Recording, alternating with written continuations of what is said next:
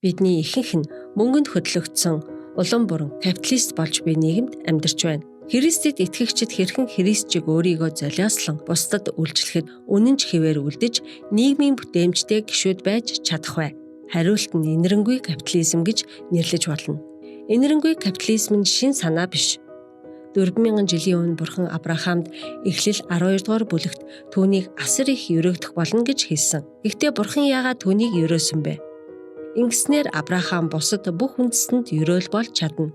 Авраам бусдад өрөөл болохын тулд өрөөгдсөн юм. Энэ бол инэрэнгүй капитализмын мөн чанар билээ.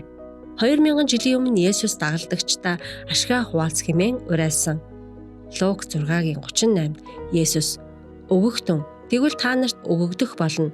Тэгэхдээ шахагдсан, чигдсэн мөн бэлхсэн сайн хэмжээгээр өвөрдөр чинь асгарах болно. Өөрсдийнхөө хэмтсэн хэмжээсээр та нар хариуд нь хэмжигдэх болно" гэлээ хэмээсэн. Эдгээр үгсийг хэлснээс хойш итгэмжтэй итгэгчид энэ зарчмаар амьдрахыг эрэлхийлж ирсэн. 1-р Тимот 6-гийн 17-аас 19-д Илч Паул үг болон үйлдэлээрээ ихэвчлэн капиталист байсан баячуудад сайн үсээр баяжиж өгөхөд бэлэн, хуваалцахад бэлэн байхыг зааварчилдаг. Инэрэнгүй капитализм гэдэг нь Бурхны бүтээлч байдал, өгөөмөр сэтгэл, хайрыг тосгон харуулдаг гэлээ. Түүгээр дамжуулан Бурхны бидэнд өгдөг ивэлийг бусдыг ивэхэд ашиглаж байгаа хэрэг юм. Энэ нь Бурхны ард түмнээ гэсэн хүсэл билээ. Бидний санхүүгийн нөхцөл байдал ямар ч байсан амин хувиа хичээсэн капиталист хандлагыг эсэргүүцэх хамгийн үр дүнтэй аргуудын нэг бол ухамсартайгаар бусдад инэрэнгүй хандах явдал юм. Бусдад инэрэнгүй байх нэг арга бий.